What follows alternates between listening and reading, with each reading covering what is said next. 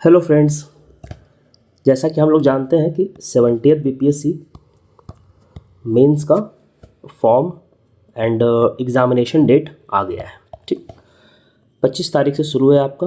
25 तारीख का मतलब 25 अप्रैल से शुरू है और ये आपको 30 अप्रैल को ख़त्म हो जाएगा। ठीक, 25 अप्रैल को 2 शिफ्ट में पेपर होगा। सबसे पहले आपकी हिंदी होगी, उसके बाद आपका निबंध होगा, मतलब ऐसे। उसके बाद एक दिन का गैप दिया गया, जो कि बहुत बढ़िया काम किया गया बीपीएससी के द्वारा। मतलब आई अप्रिशिएट, लास्ट टाइम ऐसा था नहीं।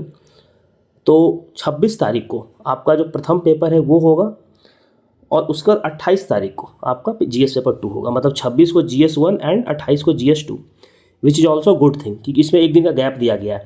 तो इससे क्या होगा ना कि जो भी बच्चे मेंस दे रहे हैं तो वो इस गैप में जीएस 2 रिवाइज कर सकते हैं। और अगर आपने अच्छे से पढ़ा है तो जीएस 2 का रिवीजन आपके लिए मतलब मोर देन आपको मतलब 35-40 घंटे मिल जाएगा, आप रिवाइज कर सकते हैं। ठीक, उसके बाद फिर एक दिन का गैप दिया गया है एंड उस गैप में जो आपका ऑप्शनल सब्जेक्ट है उसका पेपर होगा। ठीक, ये आपका ऑप्शनल पेपर का सब्जेक्ट होगा।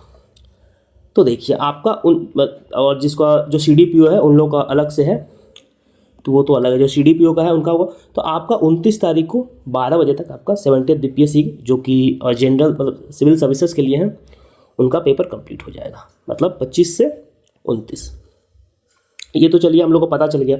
21 फैब से आपका डेट आपको आपका जो ये एग्जामिनेशन फॉर्म है वो निकलेगा और आपको 17 मार्च तक आपको फॉर्म डालना है। कोशिश कीजिएगा कि विद इन फर्स्ट वीक में ही आप पहले सप्ते में ही फॉर्म डाल दें, आप डिले ना करें। ठीक, चलिए अब ये तो बेसिक इन्फॉर्मेशन हो गया। अब हम लोग बात करते हैं स्ट्रैटेजी पे कि क्या करना चाहिए। स्ट्रैटेजी का मतलब कि जो लोग मेंस दे रहे हैं उनके लिए कि व्हाट दे शुड डू और व्हाट वी शुड डू। देखिए अभी तक आप लोग मतलब जो भी लोग मेंस दे रहे हैं, इतना तो मैं आप लोग से एक्सपेक्ट करूंगा कि अभी तक आप लोग ने एक बार syllabus all together go through कर लिया होगा। अगर पूरा सिलेबस गो थ्रू आपने नहीं किया होगा तब भी मैं इतना एक्सपेक्ट करूंगा आपसे कि आपने हिस्ट्री एंड ज्योग्राफी और या पॉलिटी, मतलब एटलीस्ट दो जो मेजर सब्जेक्ट्स हैं, दो ये मेजर सब्जेक्ट है, history and polity are the major subjects. ये दो मेजर सब्जेक्ट्स हैं जिसे कि आपने गो थ्रू कर लिया होगा। मतलब आपने एक ग्लांस आपने देखा होगा। हम लोग बात करेंगे अभी जो लोग नहीं देखे उनके लिए भी। ठीक, अभी से आपके पास 60 डेज है। आपके पास अभी से कितना दिन है तो 60 डेज है। ठीक, 60 डेज को डिवाइड कैसे करा। देखिए आपने हिस्ट्री पढ़ लिया एक बार अच्छे से तो कोई दिक्कत नहीं, आप हिस्ट्री को छोड़ दीजिए। अभी हिस्ट्री को छोड़िए, हिस्ट्री बाद में उठाना है। अभी आप क्या कीजिए कि आप पॉलिटी पढ़ रहे हैं, पॉलिटी पढ़िए, इसके साथ साथ आप करेंट अफेयर्स पढ़िए। करेंट अफेयर डेली पढ़िए एंड ऐसे पे एक 1 आवर डेली अल्टरनेट डे पे ऐसे लिखिए। डेली एक दिन ऐसे लिखिए और उससे नेक्स्ट डे आप ऐसे का नोट्स प्रिपेयर कीजिए। आपको चैनल पे ग्रुप में मैंने जो नोट्स डाला है अपना हैंड रिटन नोट्स आपको मिल जाएगा, आप देख सकते हैं। इन्वायरमेंट पे मैंने डाला है तो you can check it out. Link में डिस्क्रिप्शन बॉक्स में आपको मिल जाएगा एंड कमेंट बॉक्स में टेलीग्राम चैनल का। तो आप ये कर सकते हैं। अल्टरनेट डे पे आप ऐसे लिखने से क्या होगा कि आपका स्मूथनेस आएगा। आप शुरू में क्या कीजिए, एक ऐसे लिखिए, आफ्टर 10 डेज 2 एसेस एंड आफ्टर 3 वीक और 4 वीक 3 ऐसे। Okay, on alternate day. तो क्या है ना कि आपको स्मूथनेस आएगा। और एक बार स्मूथनेस अगर आपका हाथ में आ गया ना तो फिर आराम से आप 3 घंटा ऐसे लिख दोगे, कोई दिक्कत नहीं होगा 3 ऐसे लिखने में। और ऐसे का बेस्ट प्रिपरेशन यही होता है कि आप खुद से लिखो। आप जितना खुद से ऐसे लिखोगे उतना आप में शार्पनेस आएगा। तो डेली ऐसे 1 आवर एंड अल्टरनेट डे पे आपका ऐसे राइटिंग। एक दिन आप ऐसे को प्रिपेयर करो, देखो, टॉपिक को पढ़ो और रैंडम ऐसे उठा लो और लिखो। ग्रुप में मैं डाल दिया करूँगा रैंडम ऐसे, जिन लोगों को जो लोग लिखना चाहते हैं मैं ग्रुप में ऐसे डाल दिया करूँगा अल्टरनेट डे पे। आपको एक ऐसे 2 ऐसे और आप लिख सकते हैं एंड सेल्फ एवेल्युएट कर सकते हैं। ठीक, ये तो ये हो गया। एक सबसे इंपॉर्टेंट थिंग जो मैं डेली रूटीन के लिए आपका बता रहा हूँ, डीआई डेली प्रैक्टिस। डेली आप डीआई प्रैक्टिस कीजिए। एक डीआई डेली प्रैक्टिस कीजिए टाइमर लगाकर।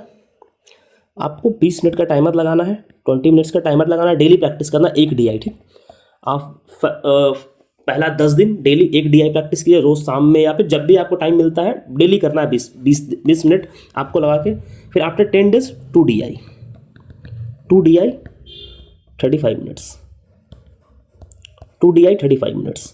आपको टाइमर सेट करना और आपको प्रैक्टिस करना है। ये आपको DI वाला जो वर्क है और ये ऐसे वाला आपको जब तक मेंस आपका है तब तक आपको करते चलना है, आपको छोड़ना नहीं है। ओके, उसके बाद हम लोग आते हैं हाँ पॉलिटी पे। अब देखिए आप क्या कीजिए कि आपका जो शेड्यूल है उसको डिवाइड कीजिए, आप बनाइए जैसे भी शेड्यूल बनाते हैं। हिस्ट्री आपका कंप्लीटेड है, मैं मान के चलता हूँ कि जिन लोगों का हिस्ट्री नहीं हुआ है, मैंने तो हिस्ट्री कंप्लीट करवा दिया है। जो हमारा ग्रुप है उसमें हम लोगों ने हिस्ट्री एंड ज्योग्राफी कंप्लीट करवा दिया है। हम लोग अभी पॉलिटी स्टार्ट किए हैं एंड पॉलिटी जो है polity and science and tech most probably Holi तक कंप्लीट हो जाएगा। होली से पहले मैं कवर करवा दूंगा polity and science and tech. फिर बचेगा इकोनॉमिक्स एंड करेंट अफेयर्स, जो कि अप्रैल एंड में तो एग्जाम ही है, मार्च एंड तक आपका कंप्लीट हो जाएगा। मतलब पूरा सिलेबस आपका टेस्ट के साथ, डिस्कशन के साथ, नोट्स के साथ आपका मार्च एंड क्या, आपको होली आप 25 मार्च तक रख लो, 25 मार्च तक आपका कंप्लीट हो जाएगा विद करंट अफेयर्स। क्योंकि करंट अफेयर्स आपको मार्च तक का करना है तो 25 मार्च तक आपका कंप्लीट हो जाएगा। आपको 25 मार्च से एक मंथ बचेगा, 1 मंथ। इसमें आपको क्या करना, एग्जॉस्टिव रीडिंग करना, आपको रिवीजन करना, मल्टीपल रिवीजन करना, daily 5 hours to 10 hours revision करना, और आपको लिखना है डेली खुद से बैठ करके घर पे। आप 10 बार लिखो, 20 बार लिखो, एक आंसर को लिखना है। ये हिस्ट्री में देखिए आपको पता है कि सेम चीज़ रिपीट होता है। ज्योग्राफी एंड इकोनॉमिक्स में ऑलमोस्ट चीज़ें रिपीट हो जाती है। साइंस एंड टेक का ऑलमोस्ट थीम रिपीट हो जाता है। जैसे इस बार बहुत चांस है AI पूछने का, इस बार बहुत चांस है कि बायोटेक पूछ दे, इस बार बहुत चांस है कि स्पेस टेक पूछे, क्योंकि AI स्पेस टेक बायोटेक नहीं पूछा है। इस बार बहुत चांस है कि डिजास्टर मैनेजमेंट पूछ दे साइंस एंड टेक, क्योंकि 2-3 साल से डिजास्टर मैनेजमेंट पूछा नहीं है। और आप जैसा कि देख सकते हैं, कभी फायर US में आया था, केरला में लैंडस्लाइड आया था, बिहार में ड्राउट, ये सब तो आते ही रहता है। इवन आप कुंभ में देखिएगा तो वहाँ भी जो भगदड़ बाजार स्टैम्पेड हुआ वो भी तो एक डिजास्टर मैनेजमेंट का ही पार्ट है। इवन जो दिल्ली में स्टैम्पेड हुआ था तो ये भी एक डिजास्टर मैनेजमेंट का ही पार्ट है। तो ये एग्जाम में आ सकता है, ठीक, इस तरीके से। तो आपको डिजास्टर मैनेजमेंट प्रिपेयर कर लेना है, ठीक। AI प्रिपेयर करना है, बायोटेक करना है, स्पेस टेक करना है, इस तरह से चीज़ों को प्रिपेयर करके चलना है। ये तो हो गया एक ओवरव्यू। अब आपको कितना टाइम एक सब्जेक्ट पे देना चाहिए, ठीक। एक सेकेंड, हाँ इसको मैं साफ कर लेता हूँ। आपको कितना टाइम एक सब्जेक्ट पे देना चाहिए, देखिए मैं क्या मानता हूँ, व्हाट आई बिलीव, कि आप 2 सब्जेक्ट लेके चलिए। जिनका हिस्ट्री कंप्लीट होगा पॉलिटी लेके चले और करंट अफेयर्स लेके चलिए, ठीक। और जो मैंने DI बताया वो एंड प्लस A से आप 12 HR का स्लॉट बनाइए, 12 घंटे का डेली पढ़ाई का स्लॉट बनाइए। आपको इतना करना है। इसके साथ साथ 1 आवर डेली करंट अफेयर्स का रीडिंग आपका होना चाहिए। पॉलिटी आपका, अगर आप अच्छे से सिलेबस देखें, जो भी टॉपिक मैंने कवर करवाया, मैंने डाला है, तो पॉलिटी आपका 10 दिन में कंप्लीट हो जाएगा। 10 डेज मोर देन सफिशिएंट है for polity, more than sufficient है। करंट अफेयर्स आपका डेली चलना चाहिए। डेली मतलब आप जैसे विजन का जो मैं डालता हूँ वो आप पढ़ लीजिए, जो मैं विजन का डालता हूँ वो आप पढ़ लीजिए, 3-4 करंट ही डालता हूँ। तो ऐसे करके क्या होगा ना कि आपका करंट एक एक्यूमुलेट होगा। और करंट का खुद से नोट्स बनाना है, करंट का खुद का नोट्स बहुत काम आता है एग्जाम में। मैं दे दूंगा नोट्स, बट मैं फिर भी कहूँगा कि खुद का नोट्स जो होता है ना बहुत हैंडी होता है। आपको देखिए स्टैटिक पोर्शन तो है कि आप समझ लिए तो हो गया। करंट में क्या ना कि बहुत स्ट्रक्चरिंग होता है। आपको वहाँ पे क्या ना कि इंस्टेंट आपको सोचना होता है। करंट अफेयर से बहुत टॉपिक आपको नया मिलेगा, बहुत टॉपिक आपको न्यू मिल जाएगा। तो उस न्यू टॉपिक को आप कैसे कीजिएगा, तो अगर आप खुद से करंट अफेयर्स एग्जॉस्टिवली बनाए हुए हैं तो आपको एट अ टाइम वहाँ पे क्लिक करें। इसलिए मैं करंट अफेयर्स का नोट्स नहीं दे रहा हूँ, क्योंकि करंट अफेयर्स का नोट देना सबसे आसान काम है।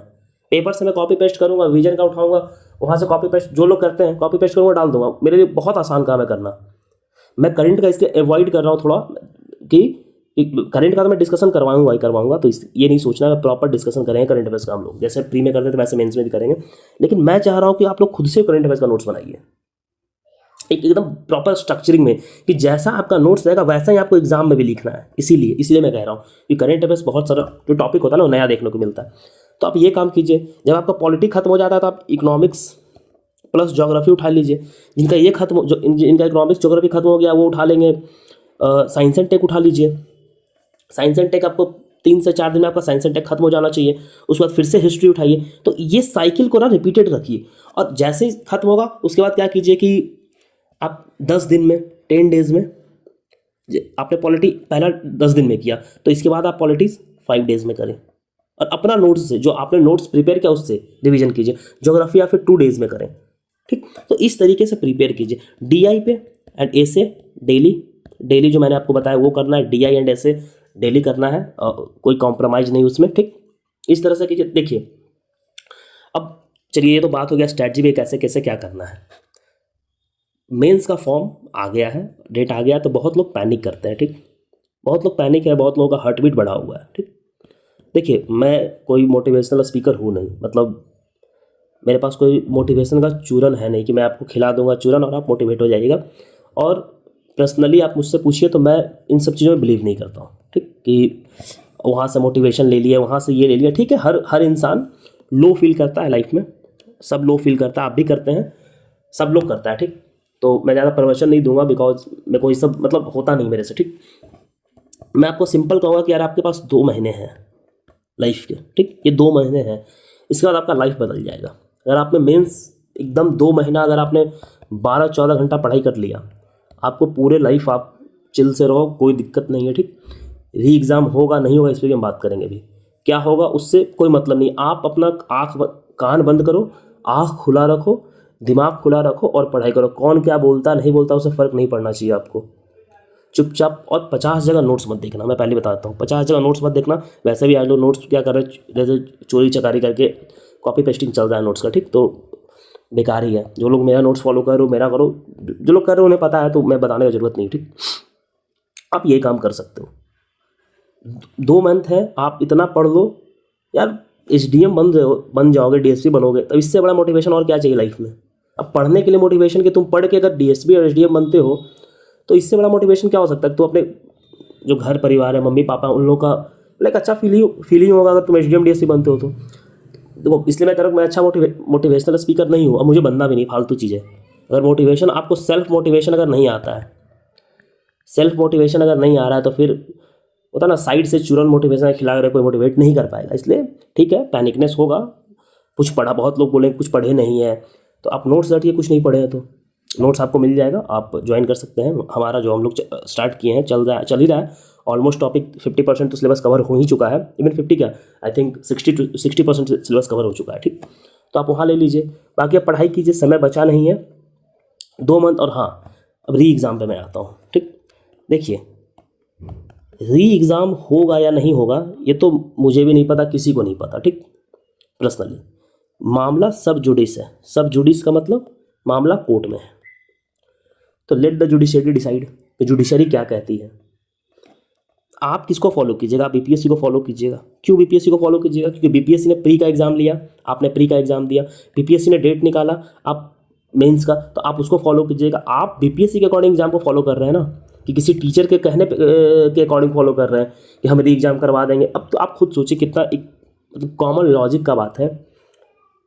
अगर मैं कहता हूँ कि मैं री एग्ज़ाम करवा दूंगा, ठीक, और लेकिन साइड से मैं क्या कर रहा हूँ कि मेंस का बैच ही पढ़ा रहा हूँ, 70th BPSC के लिए मैं टेस्ट सीरीज भी लॉन्च किया हूँ, तो आप खुद सोचिए कितना लॉजिकल बात है कि मैं एक साइड से कुछ बोल रहा हूँ, एक साइड से कुछ बोल रहा हूँ। इससे क्या होता है, जो बच्चे पढ़ने वाले हैं ना वो मतलब डिमोटिवेट होते हैं या उन्हें परेशानी होती है, मतलब मैसेज तो आता ही है। तो आप BPSC को फॉलो कीजिए, BPSC जो कर रही है आप फॉलो कीजिए। जिस दिन कोर्ट बोले कि नहीं री एग्ज़ाम होगा, उस दिन BPSC खुद ही अपना स्टैंड चेंज कर लेगी, फिर से वो एग्जाम कैंसिल करके फिर से एग्जाम लेगी। तो अल्टीमेटली फॉलो तो आपको BPSC को ही करना है, तो आप BPSC को फॉलो कीजिए। BPSC ने डेट लाया, आप उसे अकॉर्डिंग तैयारी कीजिए। अल्टीमेटली आपको एग्जाम में बैठना है, कोई टीचर को एग्जाम में बैठना है नहीं, उसका तो बैच भरा हुआ, उसको पैसा कमा ही लिया है वो, उसको कोई फ़र्क नहीं पड़ता आपका रिजल्ट हो या ना हो। मैं लिटरली कह रहा हूँ, उससे कोई फ़र्क नहीं पड़ता, उसका मेंस में एडमिशन हो रखा है। जो लोग रोड पे हल्ला करते हैं ना एग्ज़ाम का, वो लोग पूरा भर भर के मेंस में एडमिशन लिए हैं, हज़ारों हज़ार फ़ी है, एकदम इतना फ़ी है कि आपका दिमाग ख़राब हो जाएगा।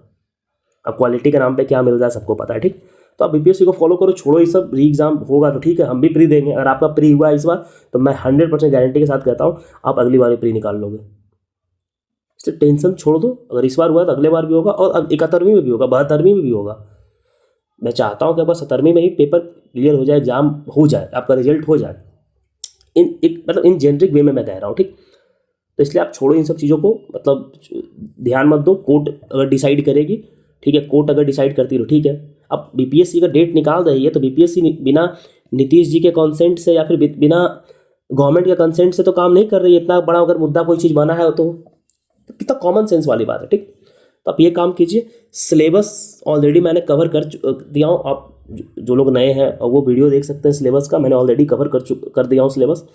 आप उस सिलेबस को देखिए और आप पढ़ाई कीजिए, कान बंद कीजिए और पढ़ाई कीजिए। कौन क्या कर रहा है, जितना मैं आई पर्सनली बिलीव कि जितना आप यूट्यूब से दूर रहेंगे, मैं यूट्यूब पे वीडियो बना रहा हूँ, स्टिल आई एम सेइंग कि जितना आप यूट्यूब से दूर रहेंगे उतना आपके लिए बेहतर रहेगा। ठीक, तो चलिए, कोई भी प्रॉब्लम है तो आप मुझसे पूछ सकते हैं। टेलीग्राम पे आप कमेंट बॉक्स में मैं डाल दूंगा, डिस्क्रिप्शन बॉक्स और कमेंट बॉक्स में लिंक आपको टेलीग्राम का मिल जाएगा। आप ज्वाइन कीजिए, वहाँ मुझसे आप पूछ सकते हैं जो भी डाउट है। हम लोग मेंस करवा ही रहे हैं, नोट्स आपको वहीं मिल जाएंगे। ठीक, तो चलिए, परेशान नहीं रहना है, मेंस की तैयारी कीजिए। आप ऑलरेडी एक स्टेप अहेड है, थोड़ा भी एफर्ट लगा दीजिएगा। आप देख लिए ना मेंस पीटी में कट ऑफ कितना नीचे चला गया है, मेंस में भी कट ऑफ नीचे जाएगा। ठीक, तो चलिए पढ़ाई कीजिए आप लोग। धन्यवाद।